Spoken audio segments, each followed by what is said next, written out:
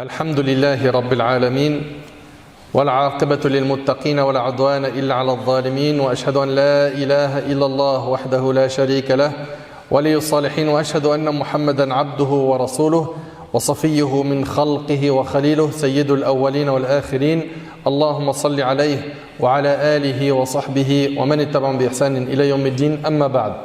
Mes chers frères et sœurs, aujourd'hui avec l'aide d'Allah Tabarak wa Ta'ala, on va parler de la patience et du mérite d'être patient.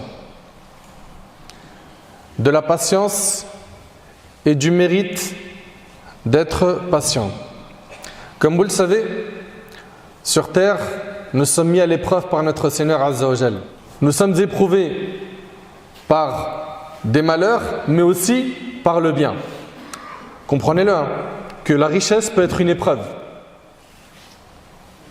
Oui, Allah Tabarak wa Ta'ala te met à l'épreuve, il te donne cette richesse pour voir est-ce que tu vas oublier ton Seigneur, est-ce que tu vas donner le droit d'Allah sur cet argent, etc. etc. Et Abdullah ibn Mas'ud radiyallahu anhu, il a dit, la foi est divisée en deux. Il a dit, une moitié c'est la patience et l'autre moitié c'est la reconnaissance. Être reconnaissant vers Allah. Et Ali ibn Abi Talib radiyallahu anhu, ce noble compagnon, il a dit, la place qu'occupe la patience est celle qu'occupe la tête par rapport au corps.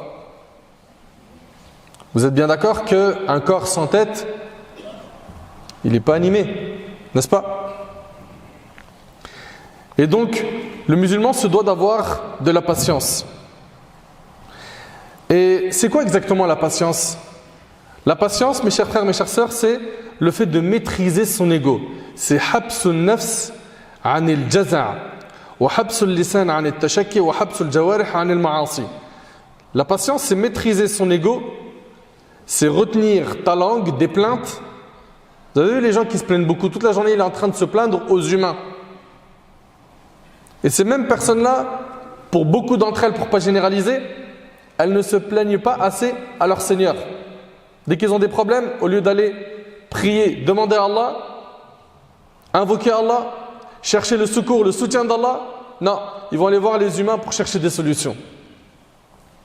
La patience, c'est maîtriser ton ego, retenir ta langue des plaintes et de retenir tes membres de commettre des péchés.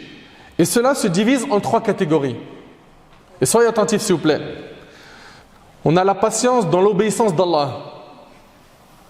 Et on va détailler ce point, Inch'Allah. On a également la patience face au péché. Et on a également la patience sur les décrets d'Allah, c'est-à-dire le destin d'Allah, Azza wa Jal. Pour ce qui est de la patience dans l'obéissance à Allah subhanahu wa ta'ala, oui, effectivement, il faut maîtriser son ego et faire des efforts pour bien adorer Allah subhanahu wa ta'ala. Pourquoi? Parce que dans la pratique religieuse, il y a des mashaqqa, il y a des difficultés. Et c'est sur ça justement on sera récompensé ou non yawm al-qiyamah. Parce que s'il n'y a aucune difficulté dans la pratique religieuse, aucune, mais tu vas être récompensé en fonction de quoi le jour du jugement? Là, il y a un effort à fournir. Et quand je parle de difficulté, je parle de quoi? Se réveiller tôt pour salat al-subh. Tu vas délaisser le sommeil et le confort de ton lit pour aller faire salat. N'est-ce pas? Le jeûne, c'est un effort, n'est-ce pas? C'est un effort parce que tu laisses la boisson, la nourriture pendant plus de 10 heures. Ce sont donc des efforts. Et quand on dit patienter dans l'obéissance d'Allah, c'est ça. C'est-à-dire maîtriser son ego face à ta'a al-ibada. L'âme, elle est incitatrice au mal. L'âme, elle a un aimant envers le mal. Elle est attirée par le mal. Elle aime la paresse, le repos, la fainéantise. Et donc le fait de prendre ton âme en main et de lui dire non, là tu vas prier, là tu vas faire ceci, là tu vas apprendre du Coran. Ça, tout ça, c'est un effort à faire. Et donc pour cela, il faut faire preuve de beaucoup de patience. Dans quoi? Dans l'obéissance à Allah Azza wa Jal. Et au début, tu verras que cet effort, il va être difficile, mais avec l'aide d'Allah, la constance, la persévérance, tu vas en arriver à un stade où tu vas trouver un goût mielleux à l'adoration. jusqu'à ce que toi, qui avais du mal au début à accrocher aux adorations, tu n'arriveras même plus à imaginer ta vie sans l'adoration. Tu n'arriveras plus à imaginer cela. Donc au départ, c'est difficile, mais avec la patience, parce qu'on entend des fois certains de nos frères, ils disent « J'ai envie de faire la prière, j'arrive pas, c'est dur. » Sois patient dans l'obéissance d'Allah. Prends ton ego en main, maîtrise ton nafs. C'est à toi de lui dicter ce qu'elle doit faire et pas l'inverse. Ce nafs, c'est comme un bébé. Vous avez vu le bébé? Au début, il connaît que le lait maternel.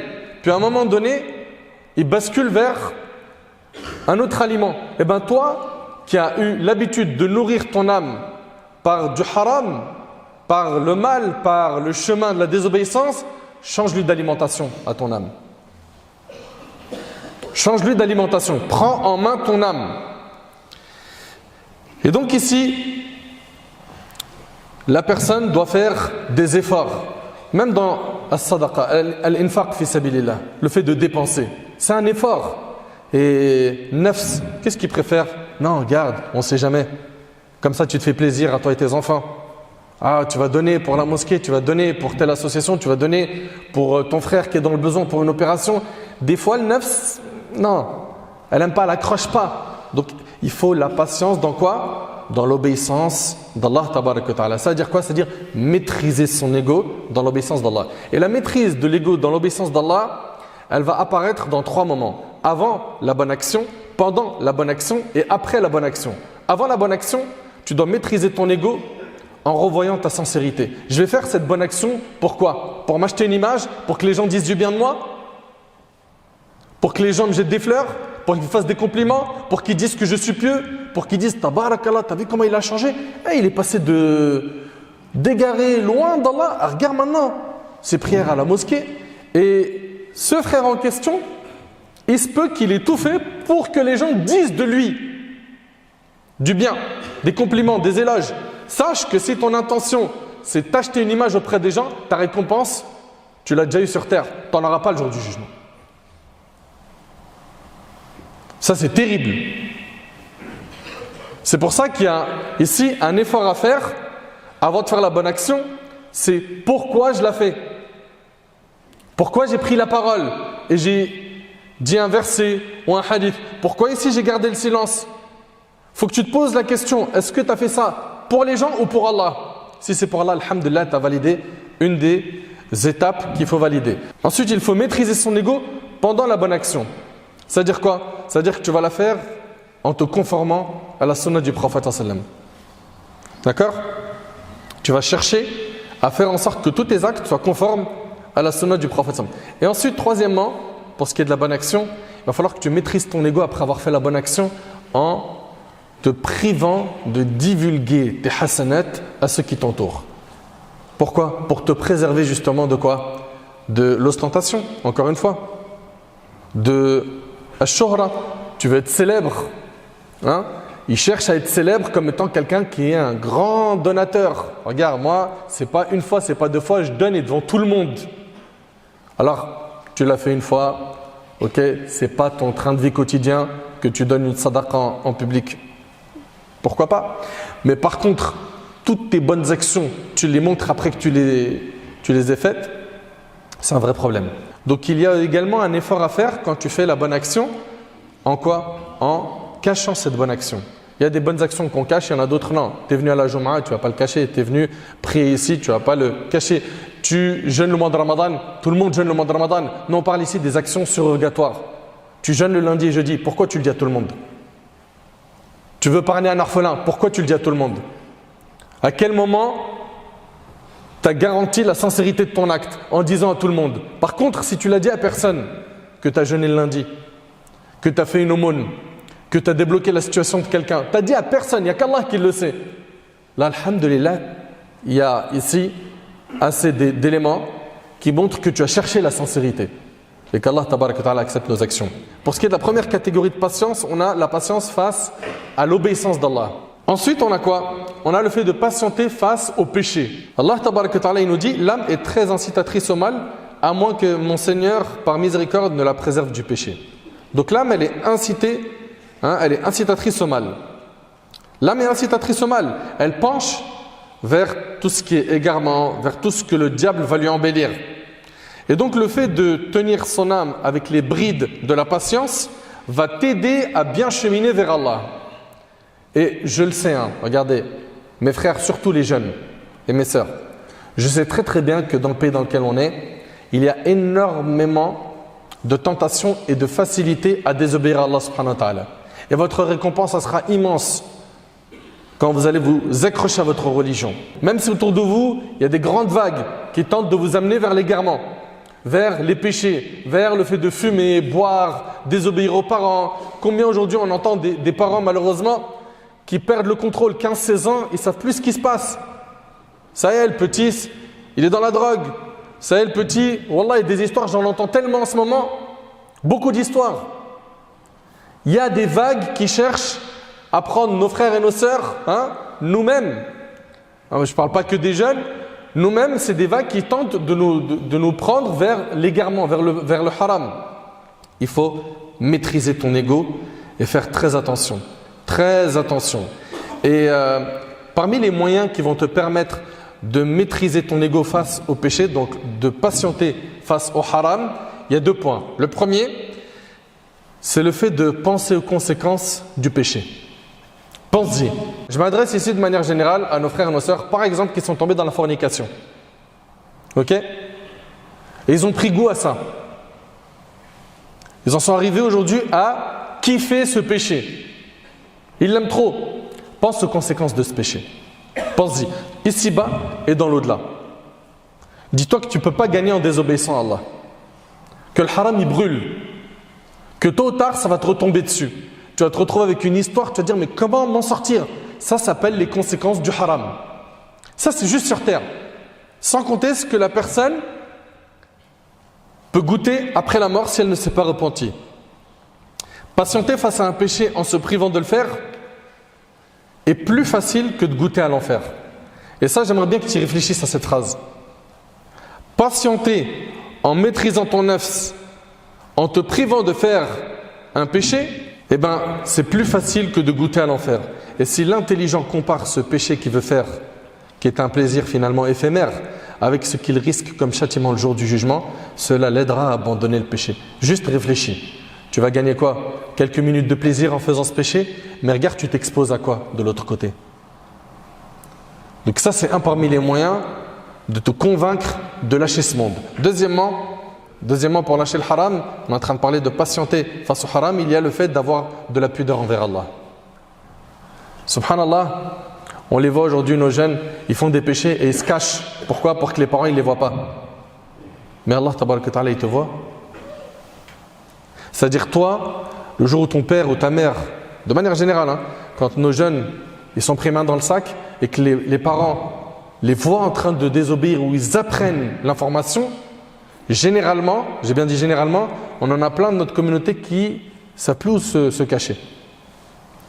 Mais ça, c'est un humain. C'est pas lui qui va te juger le jour du jugement. Réfléchis maintenant à ton Seigneur qui te voit tout le temps, en public et en secret. N'as-tu pas honte? Il t'a donné autant de bienfaits, la santé, de quoi manger, un toit, etc. etc. Tu as énormément de bienfaits. Et comment est-ce que tu es reconnaissant envers Allah? En mettant sa religion de côté et en suivant les pas du diable, alors qu'Allah tabaraka wa ta'ala nous a mis en garde contre le fait de suivre les pas du diable. Allah tabaraka wa ta'ala nous dit وَأَمَّا مَنْ خَافَ مَقَامَ رَبِّهِ وَنَهَى النَّفْسَ عَنِ الْهَوَى فَإِنَّ الْجَنَّةَ هِيَ الْمَأْوَى. Et pour celui qui aura redouté de comparaître devant son Seigneur et préserver son âme de la passion, le paradis sera alors son refuge. Subhanallah. Il a peur de ce rendez-vous avec son Seigneur Azza wa Jal. Et cette peur-là qui est dans son cœur l'a amené à délaisser le haram et à rester dans le cercle de l'obéissance. Cette personne-là qui a réussi à se maîtriser, le paradis sera alors son refuge. Troisièmement, dernier type de patience, c'est le fait de patienter face au destin d'Allah, au décret d'Allah, au destin d'Allah qui parfois est douloureux pour certains. Il est touché par des malheurs. Anas ibn Malik radiallahu anhu, il rapporte que le prophète alayhi salatu wassalam, il passe devant une femme qui pleurait auprès d'une tombe. Et il lui a dit, crains Allah et sois patiente. Elle était en train de pleurer dans une version de l'imam Muslim, elle était en train de pleurer l'un de ses enfants. D'accord? Elle a perdu un de ses enfants, elle était devant sa tombe et elle pleurait. Le prophète sallallahu alayhi wa sallam, il lui a dit, crains Allah et sois patiente. Elle dit, laisse-moi en paix. Tu n'as pas été touché par le malheur qui m'accable et tu n'as jamais rien connu de tel. Quelqu'un lui a dit, c'est le prophète. Tu sais pas, tu viens de parler à qui là? Tu viens de parler au prophète. Elle se présenta à la porte du prophète sallallahu alayhi wa sallam. Donc là, elle reconnaît qu'elle a mal parlé et elle veut voir le prophète pour corriger le tir. Elle se présenta à la porte du prophète alayhi salatu wassalam, sans y trouver de portier pour l'en empêcher. Et elle dit au prophète sallallahu alayhi wa sallam, je ne t'avais pas reconnu. Et le prophète sallallahu alayhi wa sallam a dit, la patience n'est digne de ce nom que si elle se manifeste au premier choc rapporté par Bukhari Muslim. La vraie patience, c'est celle qui se manifeste lors du premier choc.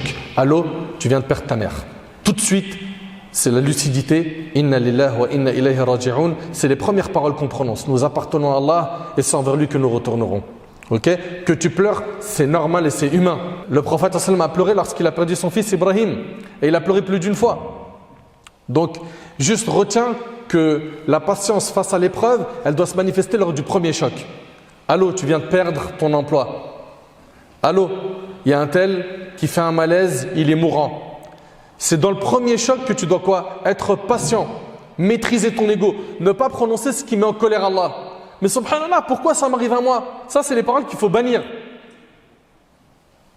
Pourquoi j'ai un seul enfant, il est mort? Et je vous ai déjà donné cet exemple. Mon voisin, il en a 5, ils n'ont jamais eu de maladie. Pourquoi le mien? Ce sont ces paroles qu'il faut bannir.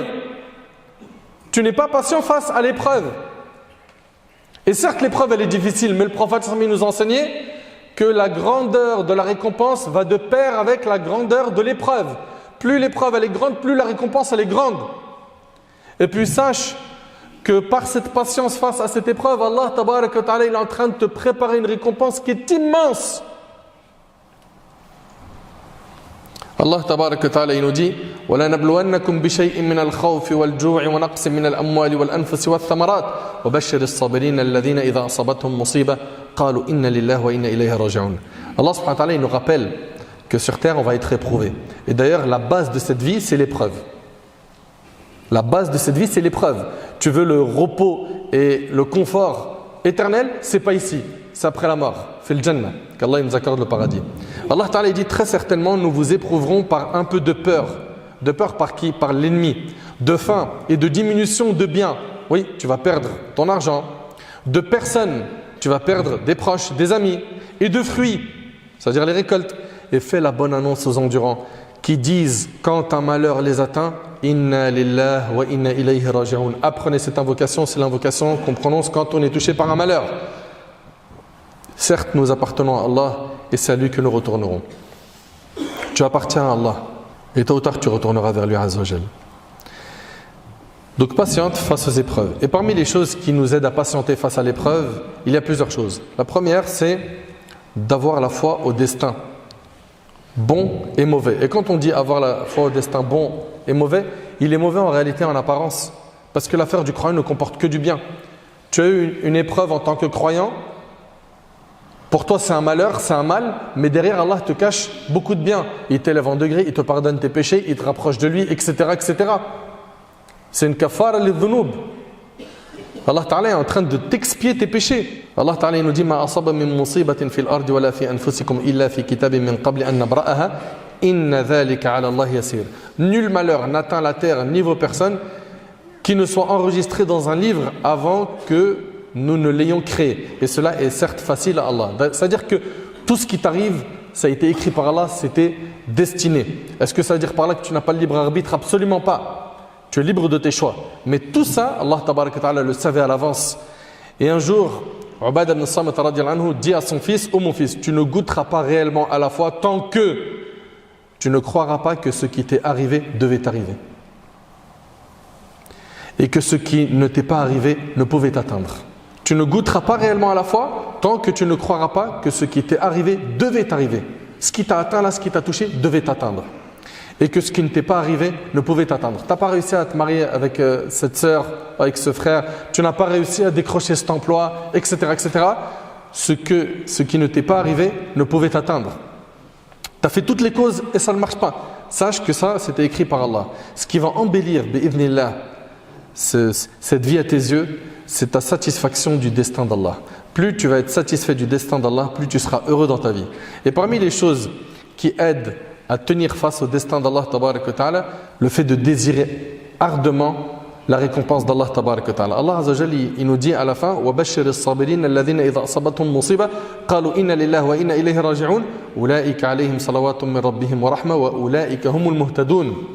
Ceux qui disent Inna lillahi wa inna ilayhi raji'un, Allah Ta'ala il dit, ceux-là reçoivent des bénédictions de leur Seigneur ainsi que la miséricorde, et ceux-là sont les bien guidés. Parmi les choses qui nous aident également à surmonter les épreuves, c'est de savoir qu'après la difficulté vient la facilité. Ça, c'est une règle divine. Allah Ta'ala il dit fa inna ma'al usri yusra, inna ma'al usri yusra.